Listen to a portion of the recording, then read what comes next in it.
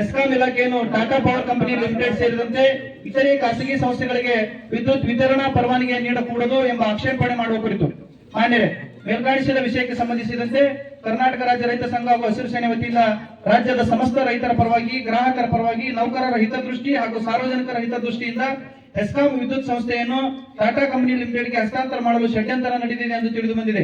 ಕೂಡಲೇ ಈ ವಿಚಾರವನ್ನು ಕೈಬಿಟ್ಟು ಸರ್ಕಾರವೇ ನಡೆಸಿಕೊಂಡು ಹೋಗಬೇಕೆಂದು ಈ ಮೂಲಕ ಆಗ್ರಹ ಮಾಡುತ್ತೇವೆ. ರಾಜ್ಯದ ರೈತರು ಮೊದಲೇ ಲಾಭವಲ್ಲದ ಕೃಷಿಯ ಜೊತೆಗೆ ಬದುಕು ಸಾಗಿಸುತ್ತಿದ್ದೇವೆ. ಲಾಭದಾಯಕ ಬೆಲೆ ಕೂಡ ಇಲ್ಲಿವರೆಗೆ ಸಿಕ್ಕಿಲ್ಲ. ಇನ್ನು ವಿದ್ಯುತ್ ಖಾಸಗೀಕರಣ ಮಾಡಿದರೆ ಎಲ್ಲರೂ ಕೃಷಿ ಮಾಡುವುದನ್ನು ಬಿಡಬೇಕಾಗುತ್ತದೆ. ಇದರಿಂದ ಮುಂದಿನ ದಿನಗಳಲ್ಲಿ ತುತ್ತ ಅನ್ನೋಕ್ಕೂ ಕೂಡ ಪರದಾಡುವಂತಹ ಪರಿಸ್ಥಿತಿ ನಿರ್ಮಾಣವಾಗುತ್ತದೆ. ಸಾರ್ವಜನಿಕ ಮೂಲ ಸೌಕರ್ಯಗಳು ದುರುಪಯೋಗವಾಗುವ ಸಂಭವ ಇರುತ್ತದೆ. ಈಗಾಗಲೇ ಹೆಸ್ಕಾಂ ಇಲಾಖೆಯು ಸಾವಿರಾರು ಕೋಟಿ ಹಣ ವ್ಯಯ ಮಾಡಿ ವಿದ್ಯುತ್ ಕಂಬ, ವಾಯರ್ ಹಾಗೂ ಟ್ರಾನ್ಸ್ಫಾರ್ಮರ್ಗಳನ್ನು ಖಾಸಗಿಯವರಿಗೆ ಬಳಸಿಕೊಳ್ಳಲು ಅನುಮತಿ ನೀಡಿದರೆ ಅವರಿಗೆ ಲಾಭ ಮಾಡಿಕೊಳ್ಳಲು ಸುಲಭ ದಾರಿ ಮಾಡಿಕೊಟ್ಟಂತಾಗುತ್ತದೆ. ಹೆಸ್ಕಾಂ ಇಲಾಖೆಯಲ್ಲಿ ಸಾವಿರಾರು ಕಾರ್ಮಿಕರು ತಮ್ಮ ಜೀವದ ಹಂಗನ್ನು ತೊರೆದು ಕಳೆದ ಹಲವಾರು ವರ್ಷಗಳಿಂದ ಕೆಲಸ ಮಾಡಿ ತಮ್ಮ ಪ್ರಾಣವನ್ನು ಮುಡುಪಾಗಿಟ್ಟಿದ್ದಾರೆ. ಇನ್ನು ಕೆಲವರು ಅಂಗವೈಕಲ್ಯಕ್ಕೆ ಗುರಿಯಾಗಿದ್ದಾರೆ. ಕಾರ್ಮಿಕರೆಲ್ಲರಿಗೂ ವಿದ್ಯುತ್ ನಿಗಮ ದಾರಿದೀಪವಾಗಿ ನಿಂತಿದೆ. ಆದರೆ ಖಾಸಗೀಕರಣವಾದರೆ ಈ ಎಲ್ಲ ಕಾರ್ಮಿಕರ ಬದುಕು ಅತಂತ್ರವಾಗಲಿದೆ. ರಾಜ್ಯದಲ್ಲಿ ಈಗಾಗಲೇ ಜಾರಿಯಲ್ಲಿರುವ ರೈತರ ಜಮೀನಿನಲ್ಲಿ ಪಂಪ್ಸೆಟ್ಗಳಿಗೆ ಉಚಿತ ವಿದ್ಯುತ್ ಇರಬಹುದು.